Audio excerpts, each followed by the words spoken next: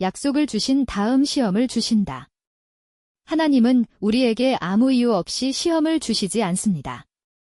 그분은 항상 선하신 목적과 계획을 가지고 우리를 이끄시며 먼저 약속을 주시고 난 후에 시험과 고난의 여정을 허락하십니다. 저에게는 배우자에 대한 약속, 그리고 재정에 대한 약속을 주셨습니다.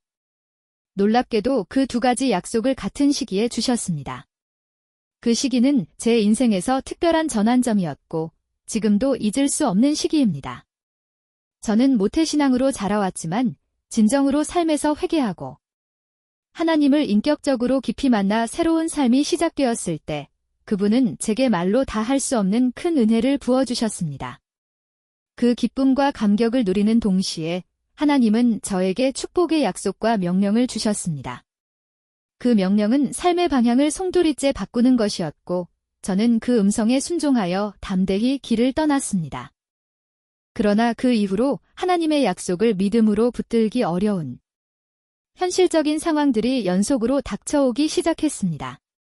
마치 아브라함에게 하나님이 나타나셔서 내가 내게 보여줄 땅으로 가라 하셨을 때와 같았습니다.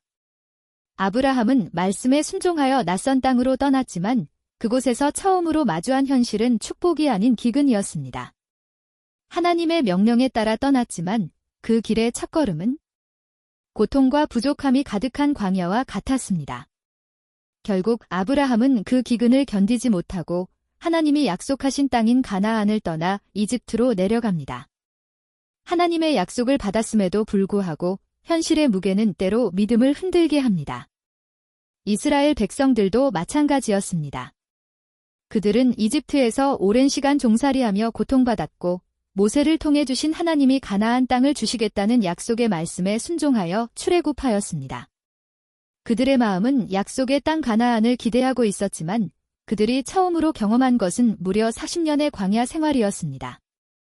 하나님은 약속을 주시고 그 약속을 향해 걸어가는 여정 가운데 우리의 믿음을 시험하시며 연단하십니다.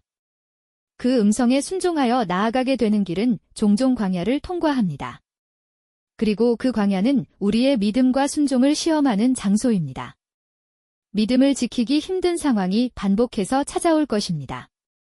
그렇기에 당신이 하나님께로부터 약속을 받았다면 그 약속을 온전히 믿고 끝까지 그 믿음을 지켜야 합니다. 하나님이 주신 특별한 명령이 있다면 그 명령 또한 반드시 붙들고 따라야 합니다. 물론 우리는 때로 넘어질 수 있고 믿음에서 도망치고 싶은 유혹을 받을 수도 있습니다. 하지만 그럴수록 더욱 하나님의 약속을 기억해야 합니다. 하나님은 아브라함에게 내가 너로 큰 민족을 이루겠다고 약속하셨습니다. 하지만 그 당시 아브라함의 아내 사라는 이미 나이가 많았고 불임이 상태였습니다. 인간적으로 볼 때 도저히 불가능한 상황이었습니다. 10년이 지나도 상황은 변하지 않았고 하나님은 다시 아브라함에게 밤하늘의 별처럼 많은 자손을 약속하셨습니다. 그러나 아브라함은 자식이 없는 현실 속에서 종 엘리에셀이 자신의 상속자일 수밖에 없다고 여겼습니다. 그럼에도 하나님은 분명하게 말씀하셨습니다. 내 몸에서 날 자가 내 상속자가 될 것이다. 아브라함은 그 말씀을 믿고 더 기다렸습니다. 하지만 오랜 시간이 지나도 아이는 태어나지 않았습니다.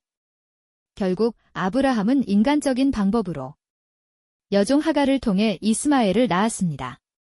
그러자 하나님은 다시 아브라함에게 나타나셔서 사라를 통해 자식을 낳게 될 것이라는 언약을 확증하시며 말씀하셨습니다. 그 말씀대로 아브라함이 100세, 사라가 90세일 때 그들은 이삭을 얻게 됩니다. 이렇듯 하나님은 약속을 주시되 곧바로 응답하시지 않고 그 사이에 반드시 기다림과 시험을 허락하십니다. 믿기 어려운 상황, 시간이 지날수록 더욱 불가능해 보이는 환경 속에서도 하나님은 계속해서 우리 믿음을 연단하십니다. 사라가 매번 아이를 갖기 위해 노력했지만 결과가 없었을 때 느꼈을 낙심과 좌절을 생각해 보십시오. 하나님은 약속하시지만 그 약속이 이루어질 때까지 반드시 우리의 믿음을 시험하십니다. 저 역시 하나님의 약속을 받고 기다리고 있지만 오히려 그 약속이 이루어지기 어려운 상황들이 계속 찾아옵니다. 현실적으로 보면 하나님의 약속이 점점 더 멀어지는 것처럼 보일 때가 많습니다. 믿음을 흔드는 시험들이 계속해서 밀려옵니다. 하지만 저는 그것이 바로 하나님이 보내신 시험임을 깨달아야 했습니다. 하나님이 지금 나를 시험하고 계시는구나. 이 사실을 깨닫는 순간 더 이상 낙심이 아닌 확신으로 받아들이게 되었습니다. 오히려 그 시험과 어려움들이 약속의 반대가 아니라 약속이 이루어지기 전 나타나는 징조일 수 있다는 확신이 생겼습니다. 즉, 지금 닥치는 시험과 고난이 오히려 하나님이 그 약속을 성취하실 증거가 될 수 있는 것입니다. 주님은 약속하실 뿐 아니라 동시에 명령하십니다. 이삭에게 큰 복을 약속하시며 이집트로 내려가지 말고 그 땅에 머무르라는 명령을 함께 주신 것처럼 하나님은 우리에게도 축복의 약속과 함께 지켜야 할 명령을 주십니다. 반드시 그 믿음을 흔드는 공격이 찾아올 것이며 상황은 더욱더 불리하고 어려워질 것입니다. 그 약속이 이루어지는 것은 현실적으로 아예 불가능해 보일 수 있습니다. 사라가 90세에 첫 아이를 낳은 것이 완전히 비현실적인 일이었듯이 하나님은 때로 불가능한 상황을 주신 후에야 그 약속을 성취하십니다. 그러므로 지금 당신이 겪고 있는 그 시험과 기다림, 그 모든 것이 하나님의 약속을 이루시기 위한 거룩한 과정이라는 것을 잊지 마십시오. 그리고 믿음을 끝까지 붙들며 주님의 약속을 바라보십시오.